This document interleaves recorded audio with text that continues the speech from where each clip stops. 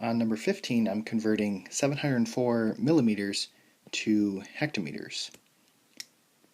So that is 1, 2, 3, 4, 5 to the left.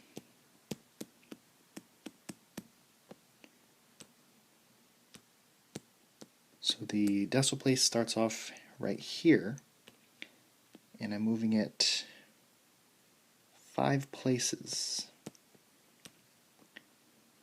So 0.00704 hectometers is going to be my answer. For question number 16, it's 9.71 decagrams to decigrams.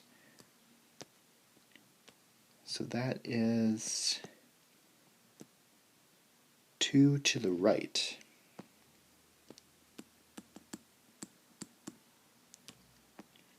So 9.71, 2 to the right is going to give us 971 decigrams.